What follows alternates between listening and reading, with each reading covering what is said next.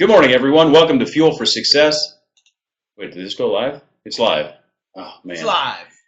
Good morning, everyone. Welcome to Fuel for Success. It is Thursday, and today I'm excited because we're going to talk about business development and entrepreneurship, which lately has been the oxygen we breathe, my friend. And so if you're watching here today, either live or later, fasten your seatbelts because you're ready. Be ready to receive some information. We're going to do a data download, and we've got several things we're going to talk about today about startups and entrepreneurship, and I'm excited to talk about it. How are you doing today, my good friend and co-host, the one and only Matt Maddox from an undisclosed location in a bunker deep within a mountain in St. Petersburg, Florida? No, there's no mountains there. I am well, my friend. We have 7 days this week. And this is the only day that it's raining in St. Petersburg. So it's kind of a blind close type day. Pretend it's not raining and work like a freak. And I mean work like a freak. I'm talking like where every minute you squeeze as much as you can out of that minute. That's my kind of day today. It's one of those days where I don't even want, the only time I want to get up from my chair in my office is to juice, and that's it. Yeah. You know, so it's just kind of that day. I love rainy days because rainy days force me to stay inside no matter what, you know. In case the sun shining on the wall behind you gives you the false impression that it's a nice day here, it is sunny, but it is minus 13 Fahrenheit. So it's a good day to be inside. Wow. You know, Mike, I like what Mark Cuban says. You're not an entrepreneur, you're a watchpreneur. You know, this is our show about business and entrepreneurship. Mike, entrepreneurs are a special breed. Entrepreneurship is not something you do, it's something you are. Either you're an entrepreneur or you're not. If you're not, it's okay. Like, I know people that own businesses that are not entrepreneurs. Yep. They bought a business, maybe they got some inheritance money or they saved some money or whatever. So definitely, Mike, you and I have things to say to upcoming entrepreneurs out there. And we got things to say to the watchpreneurs. Don't want to be an entrepreneur because you think it's the cool thing to start a business, because you got to really have what it takes in here, and you've got to be that type of person. It's not for everybody. It really isn't. And if you're not cut out for entrepreneurship, it's okay. You have to accept that. And I guess, Mike, the only way some of them learn is just they go do it. And after 3-6 weeks of golfing every morning and taking 2-hour lunch breaks, and taking a couple of days off a week, they realize, whoa, this isn't for me. That's right. If you, in my case, eat your lunch at your keyboard, that's a good indication that maybe you are. And there's people also that are entrepreneurs in spirit, but they don't necessarily go full time in a startup business, and so it's a part time. They're part-time entrepreneurs, and that's okay too. There's people that do that. They're successful with it. They just add some income, keep a full-time job, and there's absolutely nothing wrong with that. One of the keys is finding out where you're comfortable. Figure out what you're comfortable doing and do it. And I'm going to probably get in trouble with this because I'm not going to remember everybody's, but I noticed on Facebook, I think it's Marcella's birthday. So happy birthday, Marcella, up in Vancouver, British Columbia, or thereabouts. Marcella, listen, you don't realize how huge that is. This Mike wishing someone a happy birthday. Okay, we're best boys. You know what I'm saying? We talk 4 or 5 times a day. I don't even get a happy birthday from you. That's not true. That's huge. Huge. I mean, you must pull high rank, Marcella, for my boy Mike to throw you out a happy birthday. That might have been the first happy birthday shout out in 246 episodes. First of all, I just happen to know. Second of all, if you recall, I actually created a video playing happy birthday for you on my banjo. Mr. Short Memory. Yeah, you did. My bad. Anyway, hey, want to remind everybody, we're going to be talking about business development, entrepreneurship. We've got some great questions. Matt posted them on Facebook a little while ago. We're going to get to those. If you have questions, you're watching live, feel free to ask them in the chat box. If you're watching on the archives, or even if you're watching live, you don't want to, put it in the chat box. You can email us, mike@mattmaddox.com, or text 727-341-5599. So let's jump right into it, Matt. Let's first of all, we've talked about the book $100 Startup, and there's ways to bootstrap a business, and in some cases though you need to raise money because there's capital that's needed. Let's talk about ways to raise money for a startup company. Can you give me 3 ways that if you're involved in a startup, it needs capital in the beginning? What are some ways that you can do that? Mike, you know what I honestly believe? Well, first of all, I like that you refer to the $100 Startup, which is a must-read for anybody that wants to start a business. And also the book Laptop Millionaire is also a really good book that I've really enjoyed. Mike, there are so many ways to make money. There are so many ways to raise capital. The reason why people don't do it is because to have a money breakthrough, it requires insane focus, work ethic, and it also requires guts, and it requires taking risk. It requires temporary loss of among your friends and family. Kind of what's the word I'm looking for? Where you want people to think well of you. You want people to your social status takes a little hit at first when you go into entrepreneurship because you take so many big risks that most of the time make you look like a fool, especially when it comes to raising money. I know Mike and we literally could probably write a book on the 200 ways that we've tried to make money or tried to raise capital. You would laugh, literally laugh at some of the conversations that we've had centered around trying to raise capital because we've been in so many startup situations. We launched a missions movement. We've launched many business ventures. And the one we're in right now is probably one of the biggest risk, high return, situations that we've ever found ourselves in. But we've had to be very strategic, and very aggressive and gutsy. I mean, so I would say number one, before I get into the practical ways to do it, you've got to have guts if you're gonna go after cash. Because anytime you talk about the C word, my friend, it gets tense around most people. Most people don't have a good financial blueprint. Most people have bad energy centered around money. Most people get mad about money. Money is a powerful energy. So when you go to talk about money with some people, it could cause people to start ignoring you. It could cause people to delete you off Facebook. You could approach a friend about becoming an investor. Next thing you know, they don't return your calls. You're going to go through that. That's the real life behind the scenes of raising capital. So obviously number one is, probably the number one way is to find investors. And Mike and I could do a whole show about the pros and cons of investors and, how you should approach them because we've had experience doing this. Number two, Mike and I just decided in some situations to sell our way through it. In other words, we could get investors, but we didn't want to give up so much of our company. So we said, look, let's really live broke and let's sell our way through this. The next 6 months are going to be so rough. They're going to be brutal rough. But dude, if you can go through the valley as an entrepreneur, if you can go through that little, and then of course, Mike, there's obviously the option of borrowing money. Obviously not the best option, but if you can find somebody that believes in you and says, hey, I'll help you get started. Someone once helped me. If you see a turtle on a fence post, you didn't see them get there by themselves. But I mean, Mike, the amount of highly successful business people now, obviously there's Shark Tank, but the chance of getting on Shark Tank is 1 in a million. I heard something that there's 35,000 requests a week coming in. Wow. So to try to get in there, not saying it can't be done. Mike, my mind has gone blank and you would know it right away. There's some kind of internet something centered around investing. What's it called? It's legit. We were going to use it. Like EquityNet?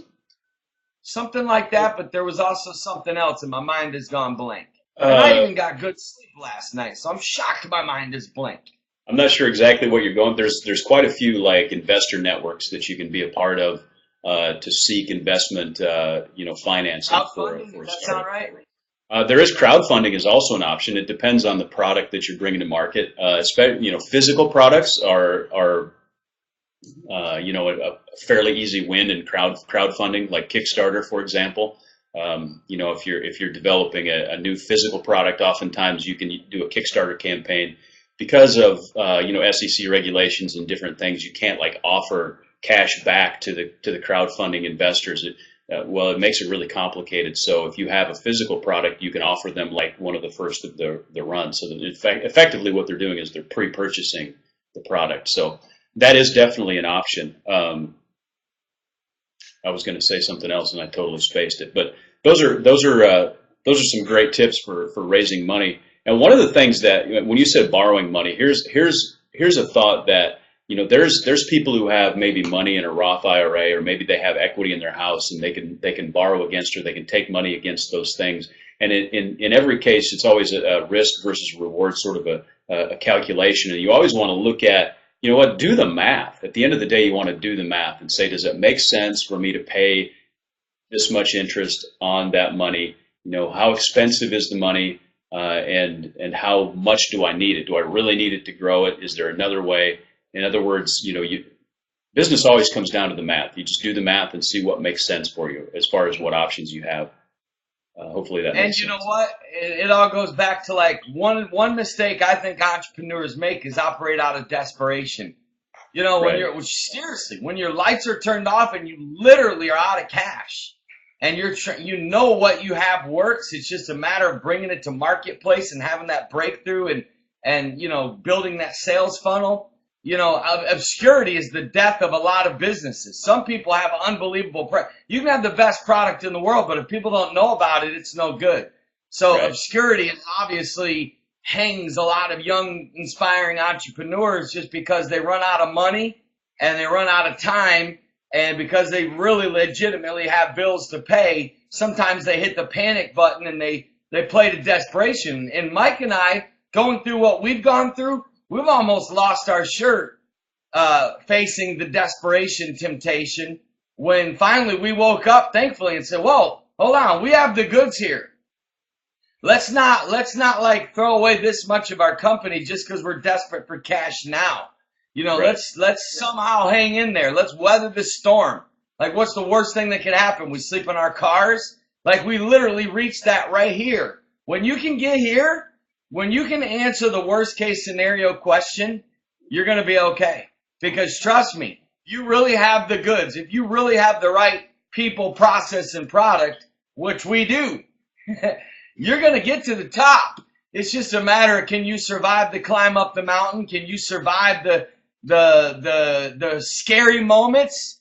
Can you survive the critics? Can you survive you're going to lose social status at first among your peers? They're going to look at you. Listen, if people are not looking at you like you're crazy, you probably are not taking big enough risk.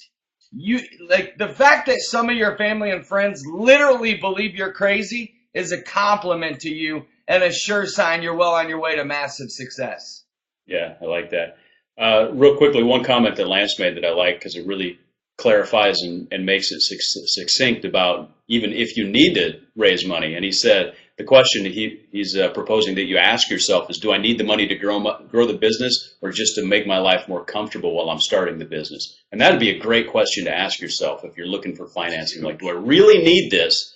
Is this going to help grow the business, or do I just need it to be comfortable? And that's a great question. That's huge. That's really good, Lance. I like that. In fact, Mike, you and I need to ask ourselves this question as we continue to move forward.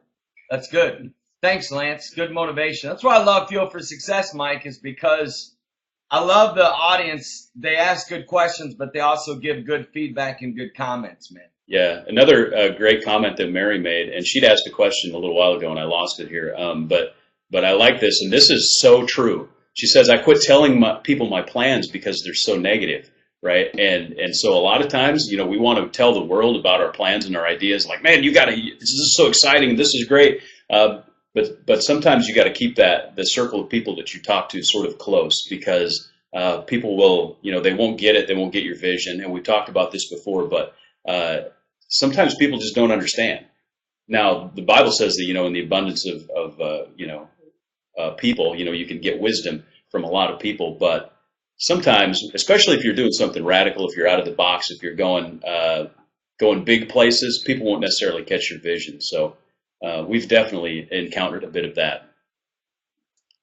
Well, yeah, Mike and I are in the Pentecostal movement. For people that are watching our show that don't know much about us, we both operate in, Pentecostal people, and Pentecostal people are unbelievable. They're awesome. They're great. They have so many great things going for them. There's just one problem. They've neglected health for 40 years. So we're coming along talking about it, and it's freaking people out. We could tell some stories about that, but we won't. We got some good questions, so we'll get to those. Sure. Hey, next question. Let's just jump to it. Is at the end of the day, without sales, your business isn't going to succeed. And so, and we've done this in the past. I love the sales tips that you're able to give. Can you give our viewers 3 sales tips today? Mike, I've learned a lot about sales from my studies, but also from being in the trenches, grinding it out, and experiencing sales. The number one sales tip, and again, I could give 50 right now, but a top 3, not necessarily even top 3, because I know we've talked about it before, but I would throw this in there. You have got to somehow mentally train your brain to not be fazed by no, or people hanging up on you, or people getting angry, or people, Mike, this is why, listen, I would tell, if I had the attention of every 16-year-old right now in America, I would tell them to go into sales. Mike, a good salesperson, a top salesperson in any company is going to make more money than the CEO. There's nothing more beautiful than commissions. Problem is, Mike, so few people have had such few little sales training by true salespeople, not someone in a business class in college, but a true salesman who actually made 10,000 phone calls or knocked on 75,000 doors and, really was in the trenches grinding it out. I would say this. Number one is you've got to train your brain to almost love the word no. Not even when they say no, you love it so much that now it becomes a challenge to change their mind. Instead of going and having to take a 3-hour nap or going to a lot of salespeople, they do busy work because they don't want to go back and get rejected again. You gotta love the no. You've got to have fun with the no, and you definitely got to not be fazed by the no. So that would be number one tip, is train your brain to, and this comes through affirmations. I have some sales affirmations I've created and I use, and it comes through just, I actually, my affirmations have so trained my brain that for me, no is opportunity. No is beauty. No is gold. No means more money. Because the more you hear no, the more you're going to hear yes. The greatest salespeople, if you took the top 5 salespeople in the history of sales, I assure you they heard the word no thousands of times. I'm talking about the top, the best. So number 2, Lance, we're all about that. That's coming, man. We literally are getting ready to release something unbelievable with some sales affiliate for My Health 90. We'll talk about that maybe next Thursday. In fact, not maybe, we will. But number 2, the second sales tip I would give, Mike, is, Grant Cardone talks about the 10X factor, and I've learned this to be true. If you've got a sales goal and your boss says, I need you to make 5 sales a day, literally personalize a goal to try to make 50 sales a day. Don't ever operate whatever your goal is. If you write down a certain goal, you've got to really increase it. Most people play too small, think too small, act too small, believe too small, and it really does hinder their success.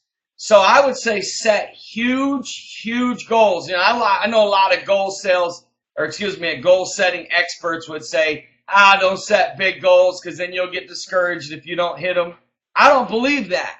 I believe at the end of the day, set bigger goals. So if your goal is to talk to 100 people this week, set a goal to try to talk to 1,000. At least try. So if you don't add, you probably will never hit the bigger goals, but you'll supersede the goal you originally were going to set. That's my honest belief. Number 3 is, I would say, really, really, really, really work on hot leads.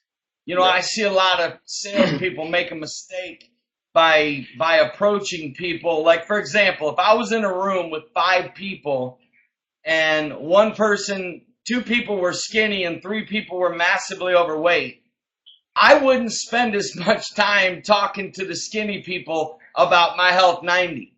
You know what I mean? Even though I believe they need it. I believe all skinny people need it. But my target obviously is helping people lose weight. So I see a lot of salespeople get out there and try to sell. It's like pastors. I try to tell pastors this all the time. Listen, you've got to learn how to ask strategic questions that get you right to where you want to be. So if you're trying to get people to come to your church and you ask people, are you currently attending a church on a regular basis? If someone is attending a church on a regular basis, your chances of getting them to come to your church are about 1%. Right. But if you find somebody and you ask the question, are you currently attending a church on a regular basis? And they say no, well, now you've got a hot lead. You've got opportunity. So you can ask a follow-up question would be, do you plan on attending a church in the near future? So what if they say yes? Boom, right there. Same thing in sales. If you're selling insurance, unless you're really, really, really awesome and really have an amazing competitive advantage against another insurance company, most people don't change what they're already using. Not that they can't. That's a whole nother subject of sales. But go for the hot leads. Go for the people that are ready and that need what you have and want what you have. That would be my quick top 3 tips. And like I said, Mike, I could talk about sales all day. Yeah, and that's a great example. Asking that question, you gave the example of inviting someone to church. That one question goes so far to qualify that lead. And that's what you're talking about, hot leads, is qualified leads, leads that you've taken through the funnel. They've gone through a certain filter process. You know that they're interested. You know that they're ready to buy, that sort of thing. So that's a process of quality. There's a lot to that, of course, but that's great stuff. Jumping to the next question, and hopefully I'm going to maybe circle back to Mary's question about startup costs, but I do want to ask you this first of all, because we know that for every success we have in a startup, we have like 4 failures, right? So we try this, it doesn't work. We try this, it doesn't work. We try this, it doesn't work. Boom, this works. Okay, keep that going. Try something else, that doesn't work. And so there's a process that we go through of trying things, really experimenting in the market and doing different things, and that's okay. But that can be really emotionally and mentally draining. So how do you experience so many failures in a startup scenario and so many setbacks and still have the fire, the passion without wanting to quit? I want you to answer on this as well, Mike, because I know you've lived this. Yeah. So why don't you answer first on this, and then I'll follow up behind. How's that sound? Well, there's a lot to this question, and really, in a startup scenario, especially in the first 5 to 6 months, there can be so much chaos, and I don't mean that in a negative way. There's just so many things going on, so many details. That I think it's important, first of all, to make sure that before you start, one of the things that'll help you along this process is to have a clear direction and roadmap of where you want to be, so that you can sort of go back to that and refocus and say, okay, where are we? Are we way off in the weeds somewhere? Are we where we need to be? And then for me personally, Mary, sort of like a business plan, more like a roadmap, I would say, that just sort of maps the direction you're going to go. And depending on the nature of the startup, you're going to be running different experiments and trying things, and a lot of things will fail, and you'll have setbacks and so forth. And for me, I like to have the projections in front of me so that I can I'll go back to my projections and the goals and all of the things, that vision of success. I've got to have that in front of me so that I know what that looks like 12 months from now. And so for us, there's a financial projection, the set of data and algorithms that we have to project our success a year out. And so I look at those daily because those keep me motivated. I'm like, we have to do this, and if we get here, then we're going to be there. And so that helps for me. And I'm a numbers guy, so I look at the numbers and I say, here's the roadmap. Here's what keeps me motivated. And then, really in the My Health 90 space, what we're doing right now, the other thing that keeps me going, despite setbacks, despite, financial hardships, despite this happening, that happening, this doesn't work, all the different things that come against us. In this case, it's such an inspiring business model because of our clients and the feedback that we get from what an incredibly positive experience they're having. And at the end of the day, if you do what you love, it's not that hard to stay motivated. So that's my answer. Mike, that's a good answer. I love it. It motivates me. I've often referred to myself as the master of motivation, because I love motivation. So I do different things to motivate myself.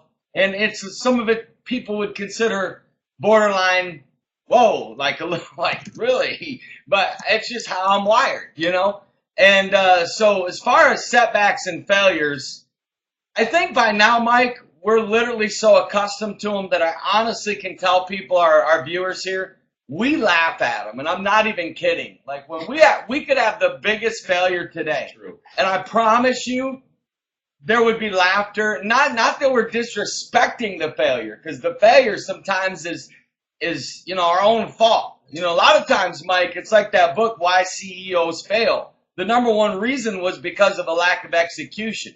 I can tell you that probably 40% of my failures were from a lack of focus and execution. So, Right. I don't disrespect the failure beating, because sometimes it was self-inflicted. But real setbacks and real failures, they're out of my hands, that are just part of the process and part of just, whatever. Mike, this helps me right here. And we've talked about this before. This is my vision board.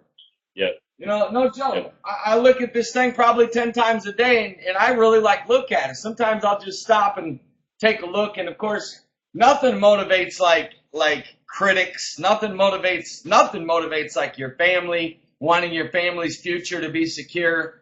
Nothing motivates like what Mike said, the cause, your passion. Like literally, when you know what you're doing saves lives, you'll go through anything to make it happen. You'll face any amount of rejection, any amount of setback, because when you believe in it 1,000,000%, there's no failure, no setback that can slow you down and stop you. You'll find a way, and that's what massively successful people do. They find a way. They just find a way. They get knocked down and they stay down like for 2 minutes, and that's it. They don't talk about it much. They accept it. They see what they can learn from it, and they strap up and they work harder. And honestly, Mike, that's the best way through it. Another way to deal with it is I listen to a lot of audiobooks, motivational videos.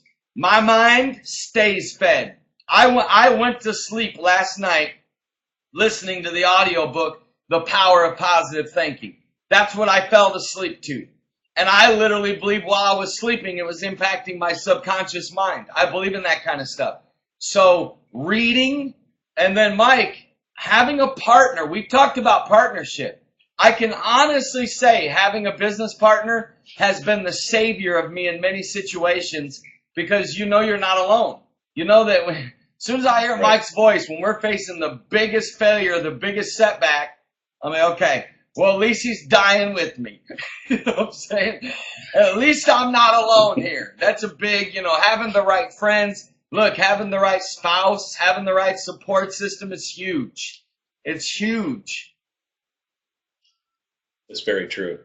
A couple of minutes left. I wanted to just address Mary. I don't know that we can really fully answer this even on a 30-minute show, but Mary's asking about startup costs for creating apps. We should maybe do just a like a series on startup costs or something. Or maybe I could just shoot you an email, Mary. But primarily, you're looking at the biggest three really are your fees for the company. Like Apple charges a fee, Google charges a fee. Those aren't that expensive. But your biggest cost is going to be development costs, of course, and then second biggest, and something that a lot of people forget about, is the ongoing DevOps. So the back end infrastructure, server space, bandwidth, ongoing development of the back end database and things to support the app. It depends a lot on what the app does, but those are really the three major components. And it depends, the development costs. And I have people ask me all the time because, for me, I'm an app developer. So even though it's not free for us to do it because it takes my time, developing an app can be anywhere from $1,000 to $20,000 to $30,000. So it varies tremendously. Yeah. And I got a special guest star. Matt, you coming back? Yeah, I'm here. Mike, hey, what's up, dude? Is he wearing a? Got Henry. He got that in New York, didn't he? I was there. We got that in Times Square. That's right.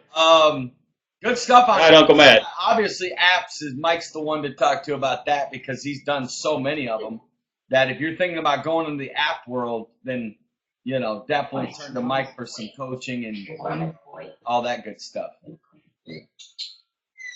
Here's an idea, Mike. You need to do some business coaching for those that want to develop apps. There you go. There's another idea. Not a bad idea.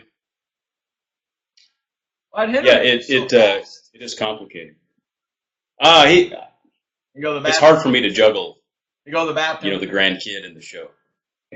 Yeah, actually, it will, Lance. It will very soon. Actually, My Health 90 will have an app, and that was actually part of the original startup vision that Mike and I had in the first place, and it just kind of, Mike, and all you entrepreneurs, be flexible. Don't be married to one thing. Like, you're going to have to try many things. I know a lot of stubborn. You can't be stubborn. One thing that's good for Mike and I is we really do listen to each other. I can't even tell you the amount of times that one of us said to each other, whatever you say is the way it's going to be. Like yesterday, we had a pretty big decision to make, and he texted me about something. I literally wrote back and said, Mike, I trust you. You do what you feel is best for us. And boom, it was that. You can't be stubborn and married to one thing. And there's times Mike has passion about something that he might have worked on for 22 hours. And I'll be like, Mike, after feeling it out, I really don't know if that's the direction. You've got to be, same thing, vice versa. We've got to be prepared for the flow of business and entrepreneurship that sometimes as you're working on something, don't marry yourself to it just because you believe in it. At the end of the day, if it doesn't sell and it doesn't bring value to the marketplace and the marketplace doesn't see value in it, go for what's producing cash while you're building the other things, I'm not telling you to give up. But Mike, there is also the side, there's the gut side, there's the faith side, there's the I believe in this, then there's the reality side. And you've got to be able to look at both. You got to be able to look at things from, just because it was your idea and your passion, it doesn't mean it's going to work. And you've got to be mature enough to say, okay, all right, I get it. I know I love this. I know I believe in it. Maybe a different place in a different time in a different country, but not here and not now. You know what I'm saying? Yeah, it's actually staggering. I should actually put together a file of all of the incredible money-making, world-changing ideas that we just set aside. So you know what? We'll get back to that because we have to focus.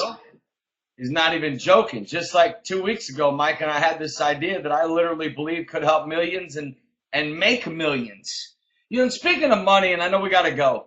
Somebody asked me yesterday, do you want to be a millionaire? And I'm like, you know what? Yes, but even if I hit a million, or when I hit a million, it's not even enough. Like, I need 25, 50 million.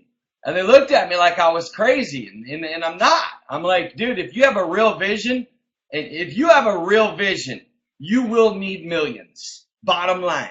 If you have a vision to reach millions and billions with your message, you're going to have to get a millionaire mindset and accept it and not feel guilty for it and not feel dirty. A lot of times people that go after money feel dirty because that's our society. We've done that, and usually it's the broke people that try to make people that are passionate about making cash. Usually it's the broke folks that are doing all the chatting and criticizing and whatever, the small talk. That's good. We had one question left, but we're out of time today, my friend. That's just how it goes. You know what? I do want to give a shout out to a young entrepreneur as we hang off. Matt Fontana, I notice, is on the show today. Matt, dude, you guys need to follow this cat on Facebook. He's a very, very inspiring. I used to be his youth pastor years ago, and when he was a young guy, and what he's become today is just, it's sickening inspiring. I mean, I literally, like, he's one of my favorite Facebook followers, probably my top 3 for sure, because he's just always hustling, and he's a gutsy risk taker. He's nuts. I think he's nuts. So for me to think Matt's nuts, he's reached, he's arrived. I look at his stuff, I'm like, he's psycho. And when I'm saying he's psycho, for him, he ought to be thinking, yes, I'm there. You know what I mean? That's a compliment. That's a compliment, man. If I ever refer to somebody as psycho, then it's a compliment. Yep, exactly. There's his name. Mike, I enjoy being with you. This is it. We won't be back until Tuesday. Tuesday at 9:30, Mike and I will be dealing with health and weight loss. Wednesdays, we deal with family and relationships. And Thursdays, we deal with business and entrepreneurship. But in the meantime, if you miss us, you can easily watch any of our previous 246 episodes by going to fuelforsuccess.tv. You can go to iTunes and type in our names or Fuel for Success and download every one of our episodes on your iPhone or your iPod or your whatever, smart device or whatever you use, MP3 player. You can also visit us on YouTube. Please follow us on Twitter, Facebook. It's easy. Mike Hopkins, Matt Maddox. And then, of course, I need everyone to do me a favor. If this show helps you, tell people about it. And if you know one person that needs to get healthy and lose weight, all I'm asking you to do is just send them to myhealth90.com. That's simple. Just tell them to go to myhealth90.com. Mike and I are literally changing the world and saving people's lives with health and weight loss through MyHealth90. So check it out. We love you guys, and we'll see you all Tuesday. Mike, good being with you. Enjoy your weekend. I'll be talking to you in 5 minutes. Good being with you. And, hey, y'all, be a psycho for the rest of the day. Psycho! Be psycho! That's our new shirt, Mike. You ready? We need shirts that say, be psycho. You know what I mean? We're not psycho enough. That's right. See y'all Tuesday. God bless.